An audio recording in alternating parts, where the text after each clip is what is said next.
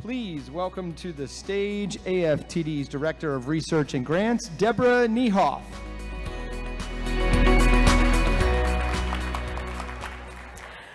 Hi, everyone.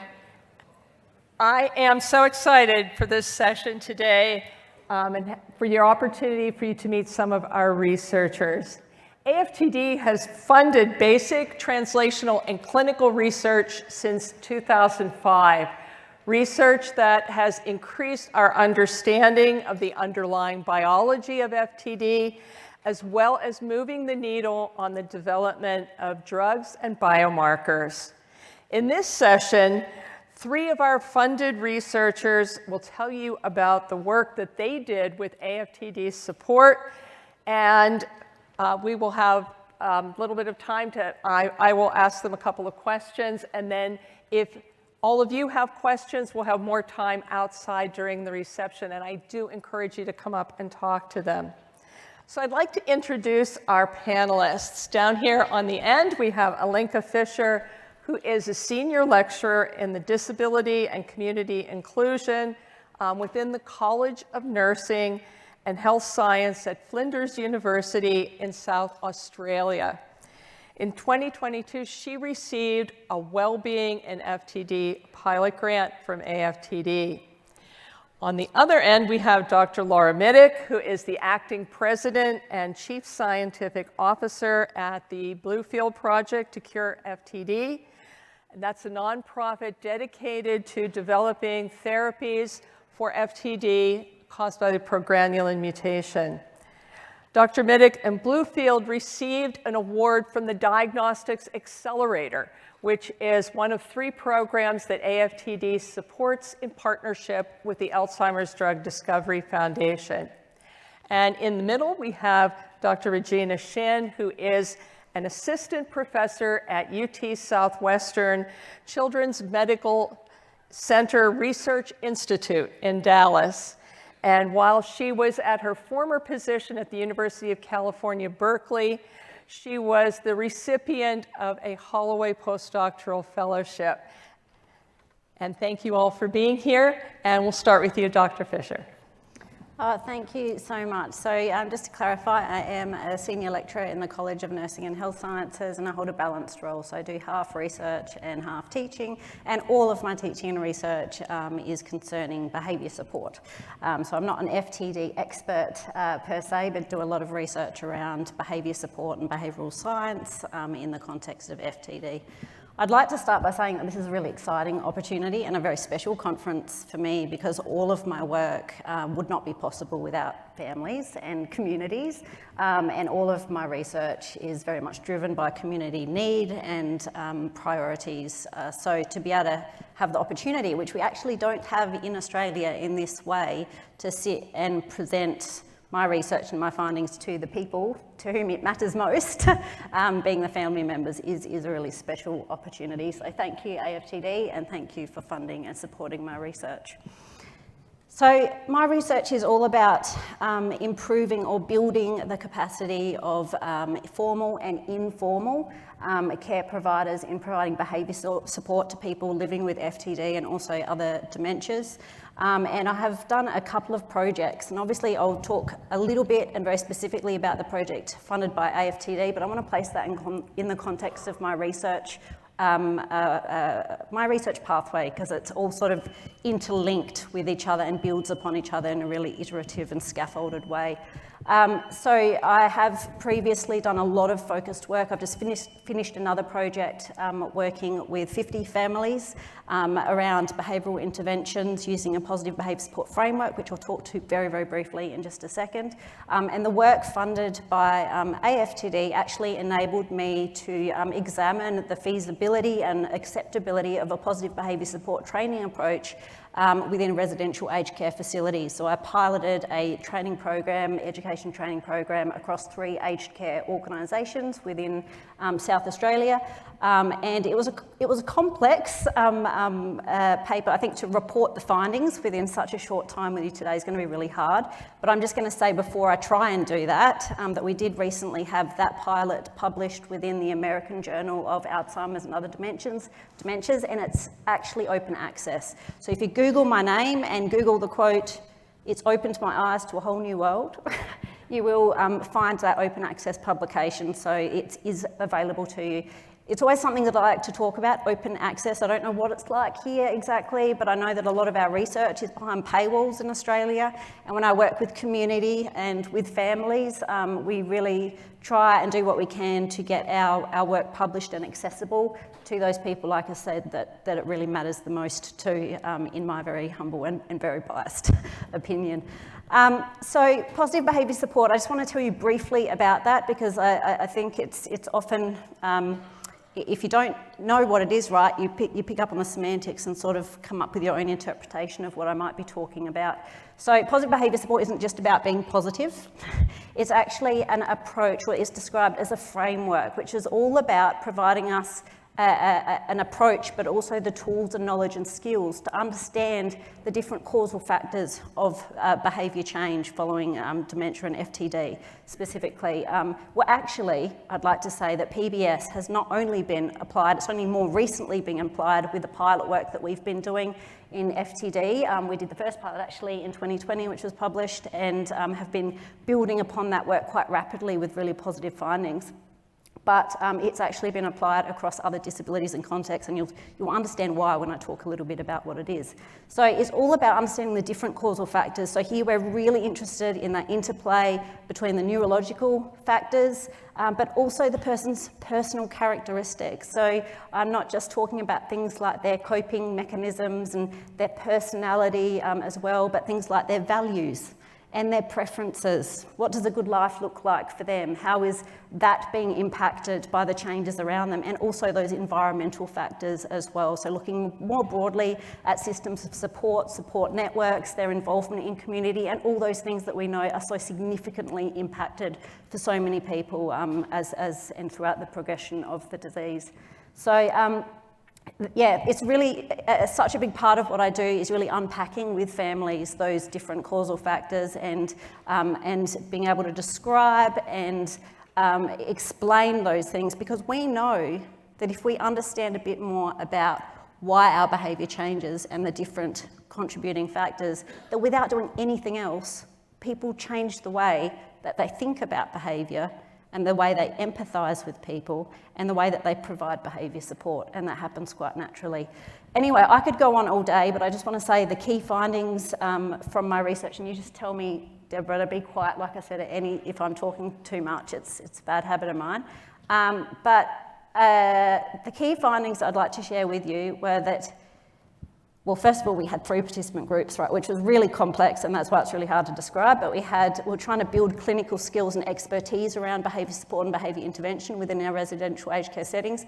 That was really hard, because I worked with people saying, yes, we know about evidence-based practice, we understand the principles of behaviour support, but in the reality, even though we did a screening test to get people's involvement, that actually people did have limited knowledge, and so it was really hard to build the expertise we needed to facilitate that collaborative and team approach. We worked with support staff and we worked with family members. And what we did actually was invite family members into the residential aged care settings and do training alongside of support staff within those settings. And that we had really mixed feelings about that approach. Some families were like, wow, this is novel and amazing, and we feel valued, like we're here and we have things to contribute, and you're acknowledging that, and we can work together really effectively. Some staff had the same opinion. They thought, yeah, this is cool, this is different, we love having them here, and there's a lot to learn, and we're realising more now what we could be asking families, and actually how important it is that we learn from them in our approach within the residential aged care setting. But there were some staff that said, actually, this doesn't feel appropriate, and there's things that I'd like to say that I can't say here within this environment, which also speaks to a bit of an attitudinal approach, right, and understanding around this collaborative practice. Almost all, a large majority of all of support staff and family members reported increased confidence in not only understanding behaviour, but in providing behaviour support following intervention, which was a fantastic finding. What we found was some of the key themes coming out of that. It wasn't about getting necessarily just given strategies, as in try this approach or do it this way. It was more the information about process, having the tools to problem solve situations, understanding and being able to look at the environment and use certain tools to identify and analyze things in the environment, where to gather information about those neurological contributions to that behaviour change as well, and all of those other elements, and self-reflective practices as well. And that was a big thing that I could talk all day about. Come find me after, I'm happy to chat to you more about that. But I think, overall, I now I've even forgotten what I said. I was so busy, I was talking too much, I've forgotten what I was saying. I'm laughing because that's just totally not surprising at all. This happens all the time. Anyway, overall, it was absolutely positive experience in working with the families, really important outcomes, and for them, learning about the processes, like I was saying, and actually seeing that they were developing transferable skills. So really building the capacity in the way that we think about and approach behaviour support is my core business. It's my core focus in working with families, because they were then, when we were talking to them, able to go, well, now I've got a toolkit in thinking about behaviour and analysing the environment and analysing what's going on, which is so critical because as FTD progresses, behaviours change. Right? You might have a behaviour that's presenting a challenge that you're finding difficult to understand one day, and the next week there may be another one. So instead of saying, try this might help, what we're doing is saying, try think about it this way, and then use that information to inform really targeted supports and strategies. And that's what families and support providers were finding most helpful. Anyway, I will be around after this for those who want to talk. My paper's available. We also did write an educational workbook for families. It's not FTD specific, but it's more about dementia more broadly. But what you'll see, and hopefully in my very, very short presentation, is you'll understand that PBS is a framework within which to approach behaviour support in a really individualised way. And that's so wonderful, what is so wonderful about it, and I think has really led to the positive findings that our research has shown. So yeah, chat with me later if you're interested. Thank you. Thank you for explaining your research. And Dr. Shin, why don't we just go right up the line here? Okay, great. Nice to meet you. Thank you so much for this opportunity. So as I was introduced, I'm an assistant professor at UT Southwestern. Previous to that, I just opened my lab 4 months ago. So before that, I was an AFTD Holloway scholar, where I worked on the lysosome function. So this is this organelle that is usually dysfunctional in many neurodegenerative diseases, including FTD, ALS. But I mainly focus on this protein called C9orf72 that a lot of people here must be familiar with. And I'm going to switch gear a little bit from what was introduced earlier by saying that I'm a basic scientist, meaning that I'm trying to understand the function of this protein. Surprisingly, a lot of the genes that was identified in ALS, FTD, as well as other neurodegenerative diseases, we actually don't know the intrinsic function of these, some of the proteins that is generated. We know the phenotype of, obviously, in persons, in mouse models. But what I'm trying to do really is really providing the groundwork for pharmaceutical companies or maybe clinical trial in the future to really push some of the trials in the future by providing evidence of what this protein is doing, what's the molecular mechanism behind this, what are the consequences of that. Like really scientific rigor is required in order to provide like really compelling evidence of how genes are, what mutations that happens in patients really what happens at a cellular level, but also at the organismal level. So my research is, throughout my career, has been focusing on the organelle called the lysosome. Now, thanks to this Holloway Fellowship, I got introduced to this FTD world, and I'm trying to understand what C9orf72 is doing per se, what this mutations actually leads to, consequences of that, and if there's any things that we can do by targeting downstream pathways to alleviate some of the phenotypes that is observed in patients. So that's the research that I'm doing. I'm really grateful to be here. And it's been an extraordinary day because it's very different to the conferences that you go to where people talk about proteins, research projects, and now I'm meeting people who are really affected by the disease, family members, and it's been very enriching today. Thank you so much.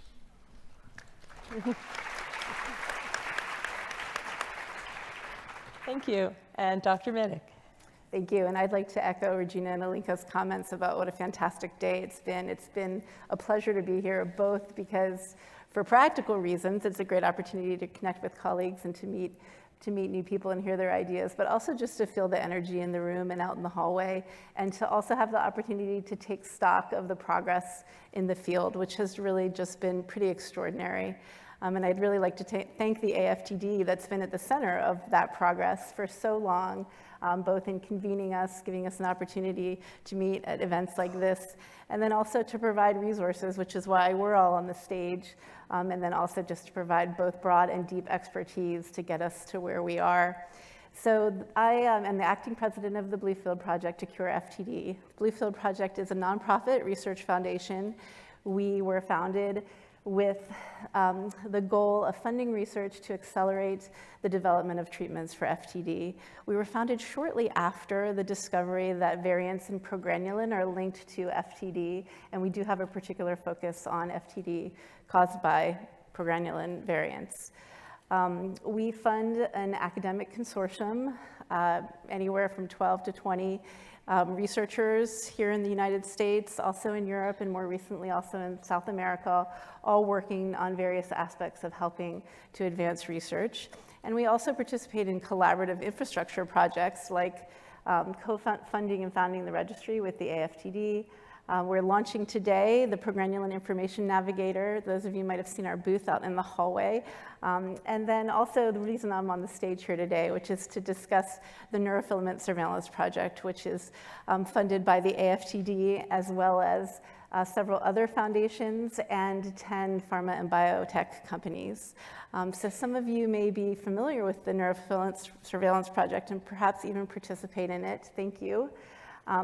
It is a biomarker study, and it's a study that's designed to measure proteins in the blood, and in particular, proteins that tell us useful information about the disease, and very specifically a protein that we've already heard about today called neurofilament light chain, which is a protein that is really only found in your brain unless you have some kind of assault to your brain, like a traumatic brain injury, or a degenerative process like FTD, in which case it leaks into your blood. So the Neurofilament Surveillance Project is an important study because it is measuring neurofilament more frequently than what is done in the natural history studies that many of you also may be familiar with, like ALL-FTD and GenFI. And it was actually the idea of investigators, Dr. Adam Boxer at ALL-FTD, to do this study because we recognized that clinical trial timelines require more frequent sampling than the natural history studies, which measure biomarkers and other cognitive assessments annually. So the NSP sends traveling nurses out to participants' homes 4 times a year for 3 years to draw blood. And this study is now fully enrolled. There's 342 people participating in it. It enrolls individuals from families that carry mutations in either C9, tau, or progranulin. So it's focused on genetic FTD as well as controls, not family members that are not at risk of developing disease. So this is a study that is expressly designed to support clinical trial development because, as some of you may have heard if you were in the genetic FTD session earlier today, we really have to understand how we really need tools to understand how is the disease progressing, has it started, is it progressing, and then we also need tools to understand, did an experimental treatment have a beneficial effect? And the tools that we currently use are cognitive assessments as well as hopefully biomarker studies. So that's the role of the NSP, and we're very, very grateful for our partnership with AFTD and ADDF, and many of the sponsored drug companies are in the room today as well. And we look forward to having the study complete in late 2026, early 2027. And our all FTD colleagues, I should say, but it's an ancillary study to all FTD. So we're very tightly enmeshed with all FTD, and that's an NIH-funded study. So thank you.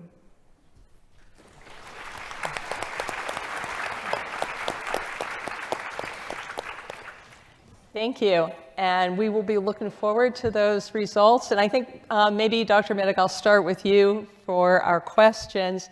And one of the unique features, as you mentioned, of the neurofilament surveillance project is that you are going out to where people live, and you are doing data collection or sample collection there.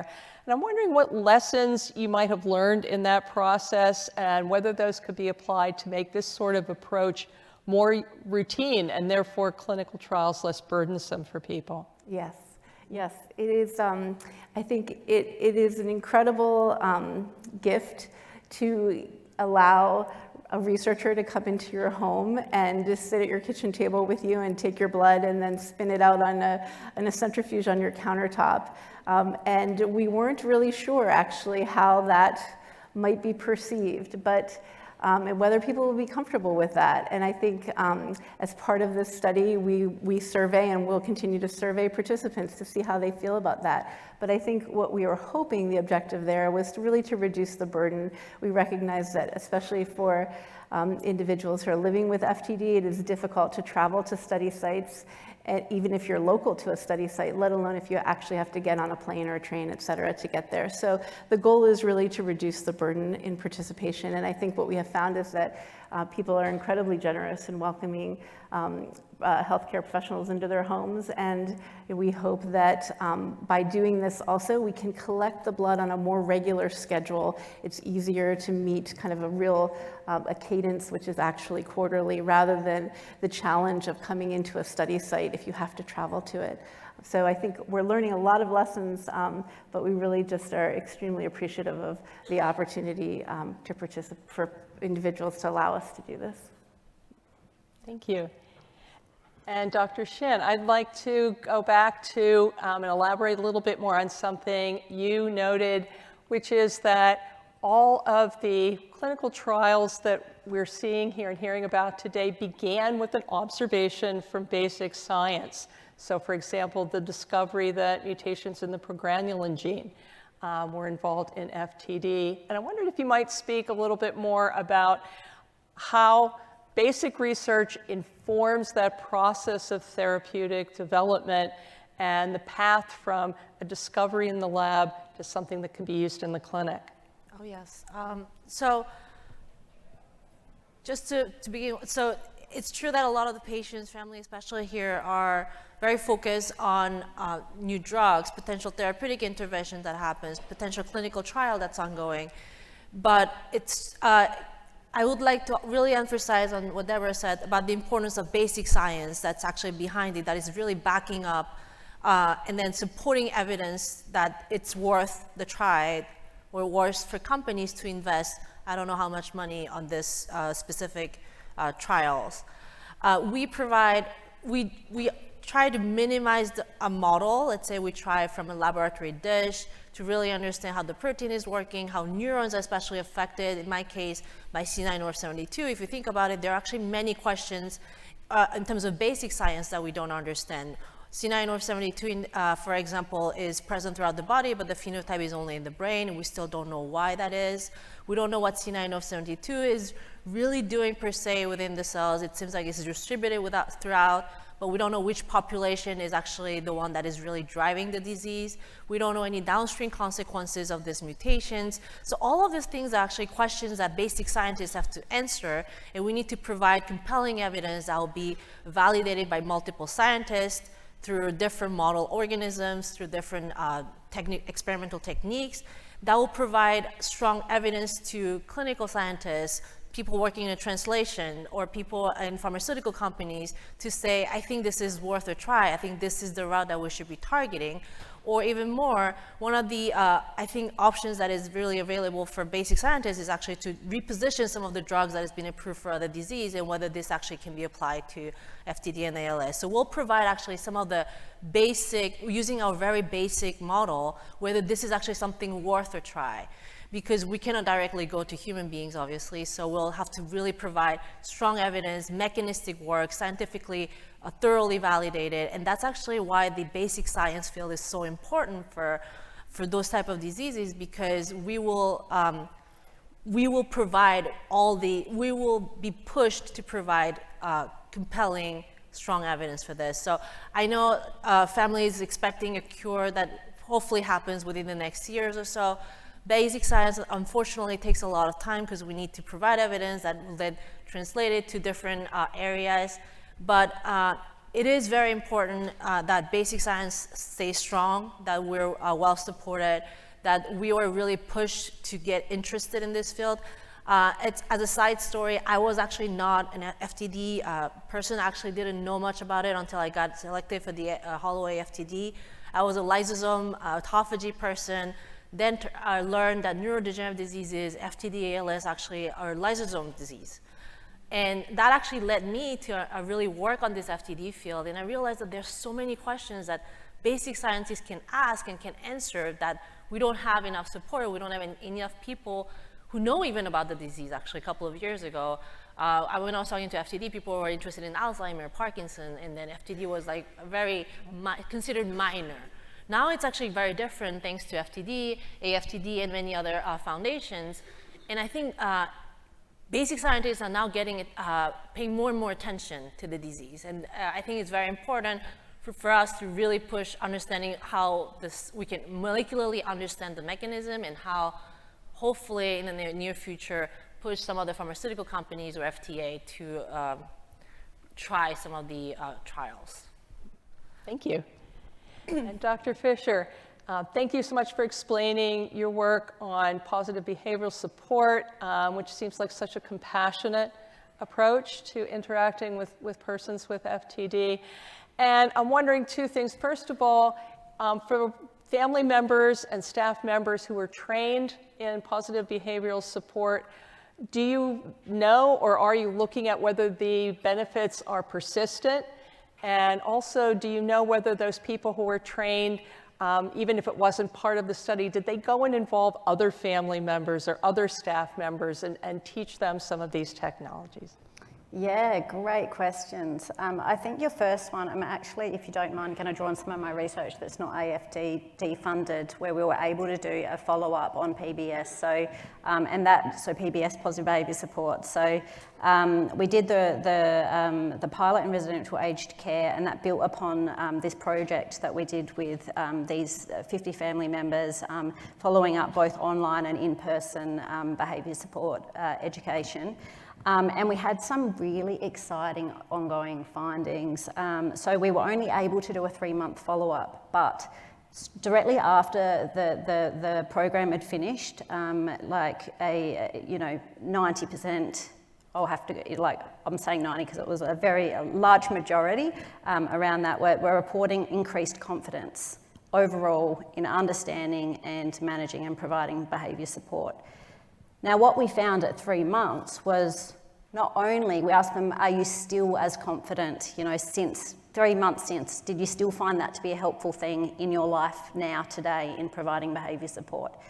And not only did families say, yes, we're still confident 3 months later, many of them were saying, we are more confident.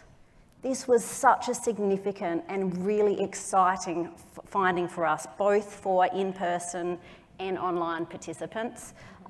So they were reporting things like, now we've got tools to think about behaviour, we're trying things more, we're having successes, and then we're building upon those successes. And so that data is super exciting.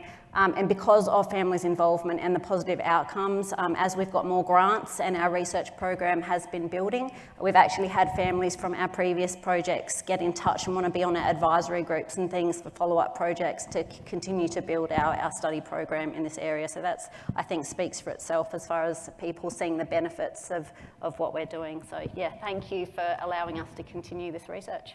And thank you for everything all of you have done to advance FTD research. It's now my pleasure to welcome to the stage Susan Dickinson and Emma Hemming-Willis. Thank you.